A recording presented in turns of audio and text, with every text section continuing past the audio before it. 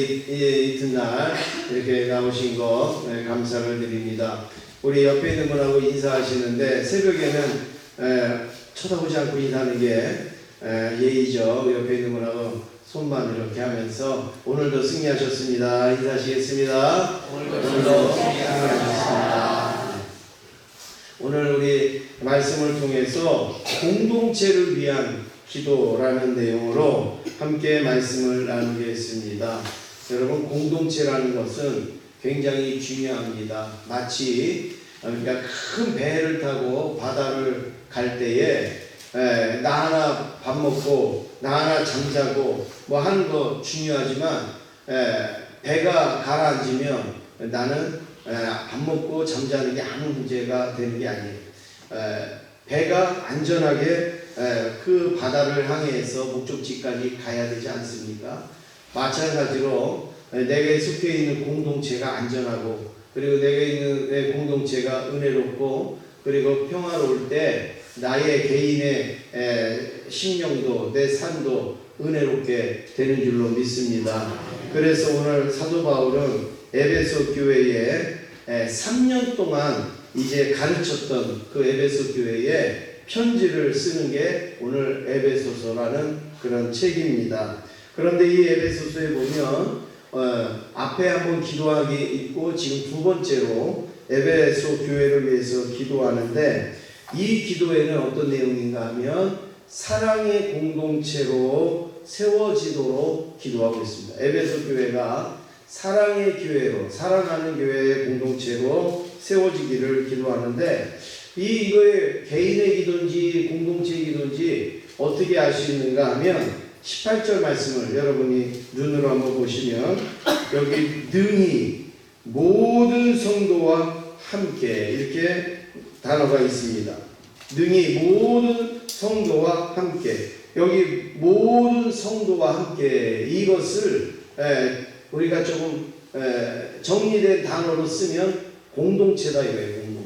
공동체를 좀 풀었으면 모든 성도와 함께 그러니까 제자교회 공동체라고 말할 때 제자교회라 할 때 여기 계신 모든 성도가 함께 하는 게 그게 공동체라는 것이죠. 그래서 이 공동체라는 것은 나만이 아니라 모든 성도와 함께 또 몇몇 성도와 함께 이게 아니라 모든 성도와 함께라는 그 의미가 담겨져 있다라는 거예요. 그래서 우리가 공동체를 위해서 기도하고 공동체를 위해서 생각할 때 어느 개인이나 일부분이나 아니면 내 자신만이 아니라 모든 성도들과 함께 오늘 그 새벽에 한 3시쯤에 전화가 오는 거예요. 그래서 전화 받았는데 우리 그 진우 형제 있잖아요. 그 진우 형제가 3시에 전화를 한 거예요. 그래서 전화를 저는 또 전화를 오면 전화를 안 받고 이걸 잘 못합니다. 못 보고 그렇게 하면 그래도 아는 이상은 받는데 받았더니 뭐가 궁금한 게 있어갖고 전화를 한 거예요. 목사님 뭐 이러면서 그리고 궁금한데 그렇게 급한 거 아닌데 그 시간에 그게 궁금한 거예요. 그러니까 저한테 전화를 한 거죠. 그래서 제가 전화를 받고 나중에 시간 많은데 통화하자고 이제 제가 이제 끊고 여러분 4시에 일어나야 되는데 3시에 전화가 와서 깨니 그렇잖아요, 여러분. 참 그래. 그래서 제가 다시 이렇게 눈을 다 감으면서 무슨 생각을 했냐면 그러니까 우리 그 형제가 이렇게 좀 돌봄을 받는 그런 형제잖아요. 4시간밖에는 모르는 거죠.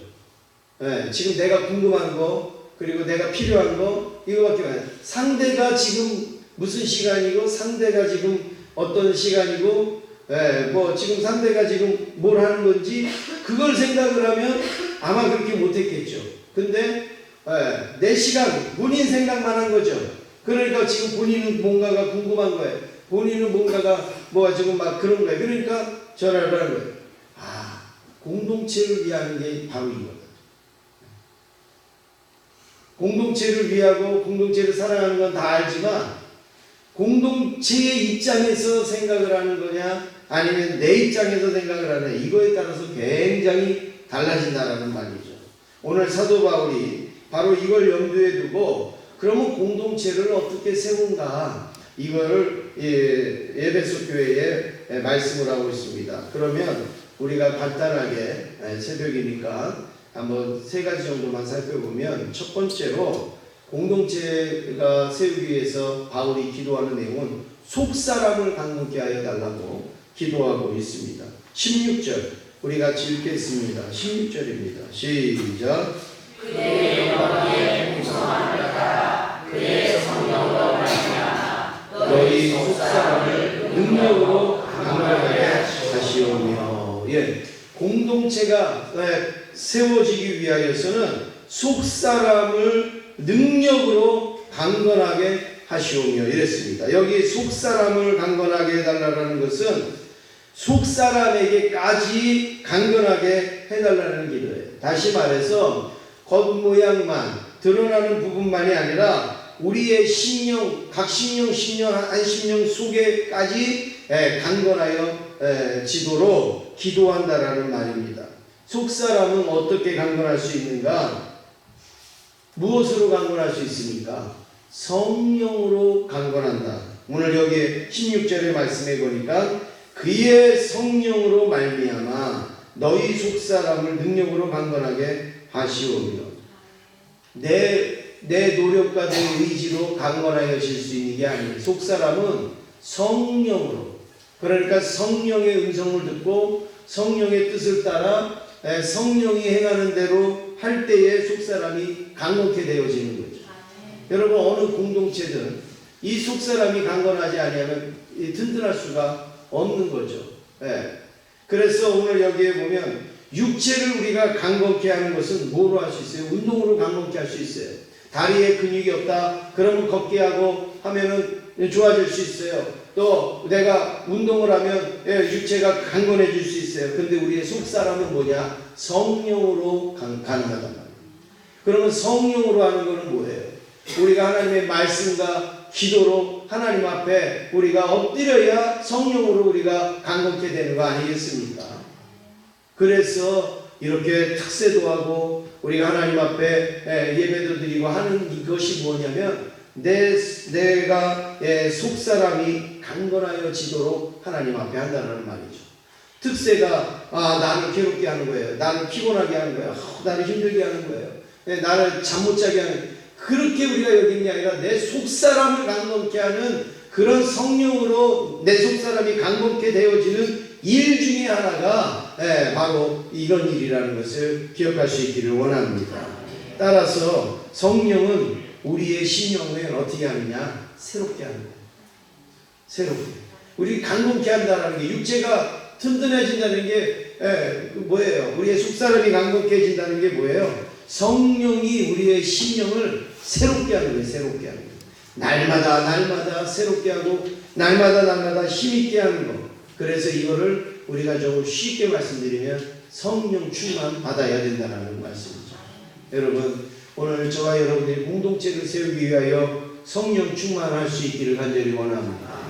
공동체를 누가 허물겠습니까? 성령 충만하지 못한 사람이 허물는 거죠. 속사람이 강하지 못한 부분이 무너지게 되는 거죠.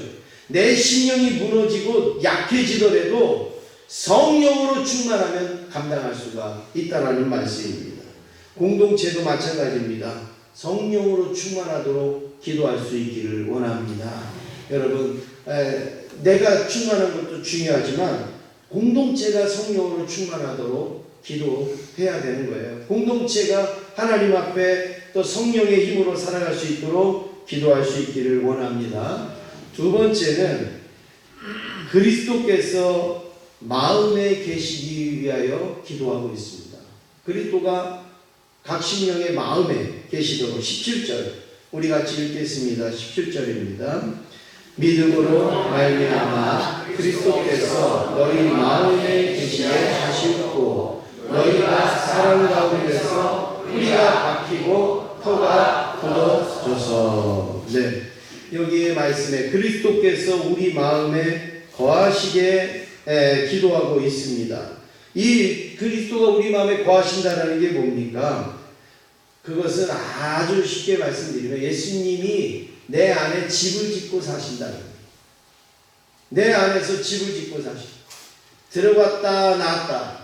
어떨 때는 내 안에 계신 것 같고 어느 때는 바깥에 계시고 그런 주님이 아니라 주님이 아주 내 안에다가 집을 딱 짓고 그리고 거하시는 것.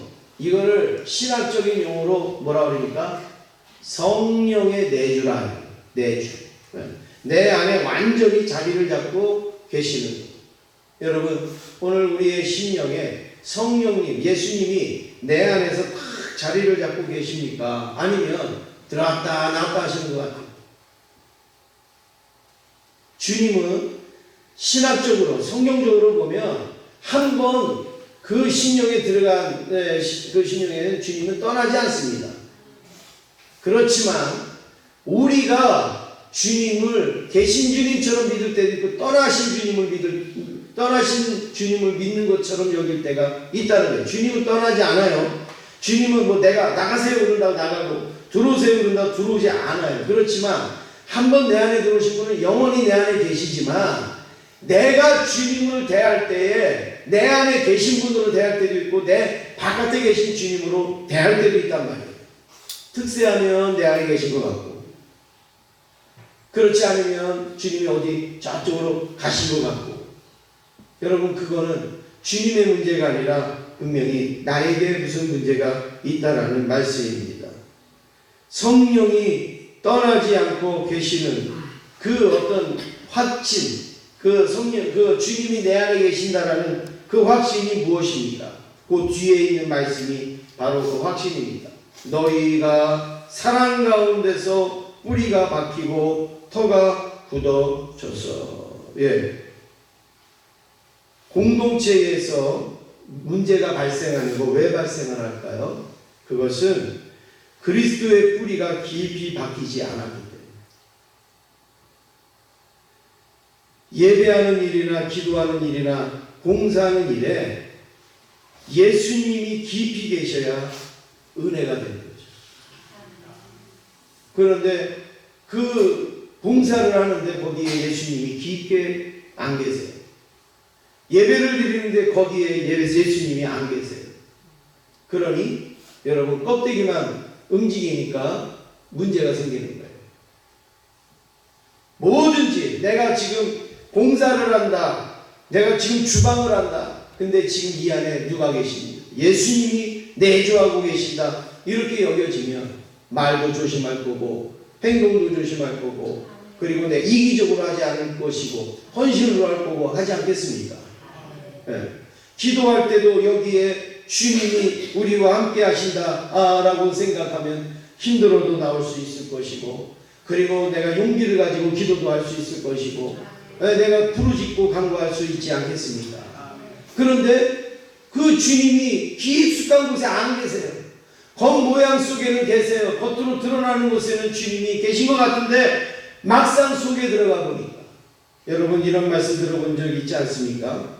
교회도 속에 들어가 보니까 다 썩었더라. 여러분 그게 왜 그래요? 오늘 이 말씀이 적용이 안 돼서 그래요. 그리스도께서 너희 마음에 계시게 하셨고 너희가 그 사랑 가운데 어떻게 해요?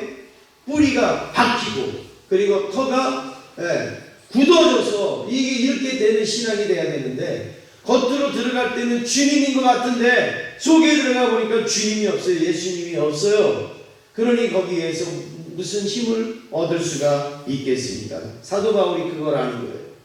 에베소라는 공동체가 바로 이렇게 예수님이 깊이 자리 잡은 공동체가 되도록 그리고 뿌리를 깊게 내려서 터가 굳어지는 공동체가 될 수 있도록 여러 가지 일어나는 일들이 왜 일어나느냐?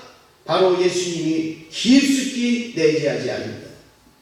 여러분 우리 공동체를 형성할 때 회장도 있고 뭐 부장도 있고 뭐도 있고 다 중요하지만 누가 계셔야 돼요? 예수님. 예수님이 뿌리를 내리고 계셔야 되는데 그 예수님이 뿌리를 안 내렸단 말이에요. 그러니 나라도 교회도 아니면 가정도, 내 심령도 제대로 설 수가 있겠습니다. 사도 바울이 그걸 염두에 두고 이제 그리스도께서 너희 마음에 계시도록, 내 안에 계시도록 그렇게 기도하고 있어요. 안 계신 게 아니에요. 떠나신 게 아니에요. 이미 계시지만 그 주님을 우리는 멀리하고 주님과 상관없이 내 마음대로 하니까 사도 바울이 그렇게 기도하고 있는 거예요. 마지막으로 세 번째, 그리스도의 사랑을 알게 해달라 기도하고 있습니다. 18절 함께 읽겠습니다. 18절입니다. 시작. 능히 모든 성도와 함께 지식에 넘치는 그리스도의 사랑을 알고. 교회가 또 이 공동체가 어떻게 하면 거룩하여질 수 있습니까? 다 사람이 모이는 데고 사람의 냄새가 나는 데지만 어떻게 하면 거룩한 공동체가 될 수 있습니까? 예수님의 사랑을 알고. 오늘 여기에 보면 능히 모든 성도와 함께 지식에 넘치는 그리스도의 사랑을 알아. 예수님의 사랑을 알면 아마 우리가 함부로 살지 않을 거예요. 예수님의 사랑을 알면 아무렇게나 그렇게 살지 않을 겁니다. 예수님의 사랑을 알면 그 예수님의 그 사랑을 아는데 내가 그 예수님의 사랑에 그 반대되는 삶을 살 수가 없겠죠. 그러면 예수님의 사랑을 어떻게 알 수 있는가? 19절에 보면 이렇게 말씀합니다. 사도 바울이 이렇게 말합니다. 19절 같이 읽습니다. 시작. 그 너비와 길이와 높이와 깊이가 어떠함을 깨달아 하나님의 모든 충만하신 것으로 너희에게 충만하게 하시기를 구하노라. 네, 예수님의 사랑의 그 너비를 알아라. 길이를 깨달아라. 높이를 깨달아라. 깊이가 어떠함을 깨달아라. 이게 사도 바울의 기도의 내용이에요.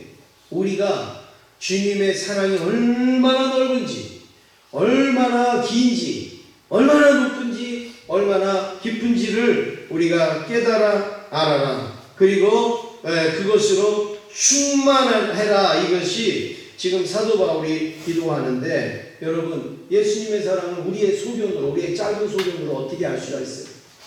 예수님의 그 사랑의 깊이를 우리가 어떻게 깨달을 수가 있습니까? 어머니의 사랑도 다 깨닫지 못하고 사랑하는 사람의 사랑도 다 알지 못하는데 어찌 하나님의 사랑, 예수님의 사랑을 깨달을 수가 있겠습니까? 하지만 여러분 깨달으면 알 수가 있어요. 깨달으면. 지식으로는 알 수 없어요. 우리가 뭐로는 알 수 없지만 어떻게 하면 알 수 있어요? 깨달으면. 그래서 우리가 깨닫기 위해서 기도하라는 거예요. 공동체가. 예수 그리스도의 사랑이 얼마나 깊은지 넓은지 높은지 이거를 깨닫기 위해서 기도하는 거예요. 리차드 범브란트라는 그 목사님이 계십니다. 이분은 그 나치와 싸우면서 20년 동안 옥고를 치르신 분이에요.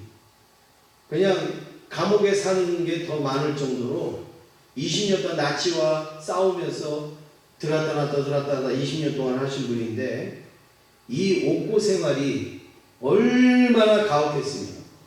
여러분 지금의 이 감옥하고는 이거는 완전히 다른 겁니다. 그때하고는 얼마나 고문과 뭐 이런 게 얼마나 가혹했으면 이게 몸에 구멍이 날 정도, 고문의 흔적 이런 걸로 몸에 구멍이 날 정도로 그렇게 정말 이 기독교 역사상 아마 이분처럼 고난을 많이 당한 분은 별로 없을 정도로 그런 분이 이 범브란트 목사님인데 이분이 이제 나중에 이제 나이가 들어서 어느 교회에서 설교를 한다 하니까 사람들이 막 모인 거예요.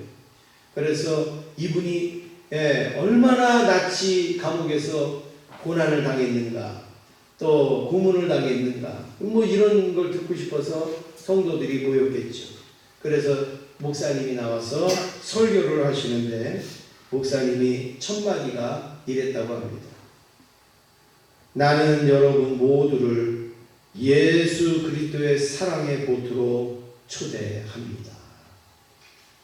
어디로 초대한다고요? 예수 그리스도 사랑의 보트로 초대합니다. 그 말에 거기에 있는 사람들이 다 놀랬다는 거죠.